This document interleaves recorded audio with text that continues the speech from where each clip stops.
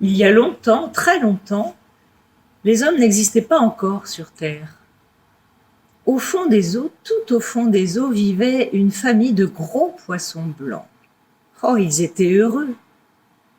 Mais petit à petit, ils sentaient que leur nageoire ventrale durcissait, se pliait, et les petits étaient inquiets. Mais papa et maman leur disaient « Mais non, c'est joli, et ça servira à aller plus loin, plus profond dans l'eau. » Dans cette famille-là, le petit dernier s'appelait Crocodilus. Oh, il aimait l'aventure, il aurait bien aimé voir ce qui se passait en dehors de l'eau. Mais c'était interdit. Pourtant, un jour, il s'est hissé sur ses drôles de nageoires et il a sorti sa tête hors de l'eau. Oh, c'était beau, c'était plein de couleurs, il y avait des arbres, des fleurs. C'était beaucoup plus beau que sous l'eau. Et puis, il pouvait respirer, là aussi.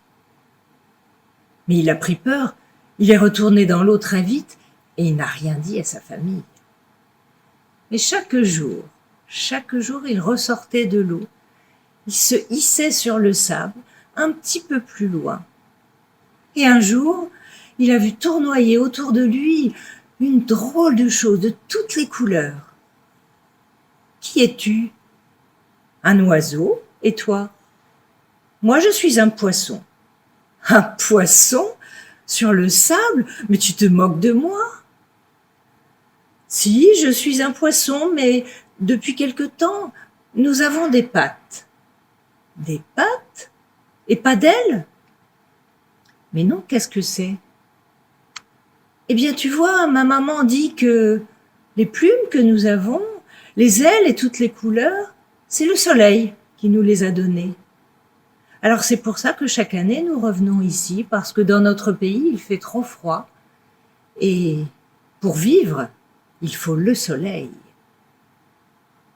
Crocodilus est retourné dans l'eau. Il a rassemblé toute sa famille et il leur a dit « Il nous faut du soleil maintenant, du soleil pour avoir des ailes. » Et chaque jour, toute la famille hissait son gros ventre sur le sable et restait des heures et des heures au soleil. Oh, ça faisait mal, ça brûlait, les écailles durcissaient et devenaient brunâtres. Mais ils espéraient toujours avoir des ailes. De génération en génération, de mère en fille crocodile, de père en fils crocodile, ils sont venus sur le sable, en espérant toujours avoir des ailes. Leur peau abrunie est devenue comme du cuir. Et quand les oiseaux reviennent et qu'ils les voient là, cloués au sol, en plein soleil, ils se moquent d'eux. Mais ils voient qu'ils pleurent. Ils pleurent tout en gardant un œil ouvert. Si jamais un de ces oiseaux s'approchait d'eux, ils pleurent des larmes de crocodile.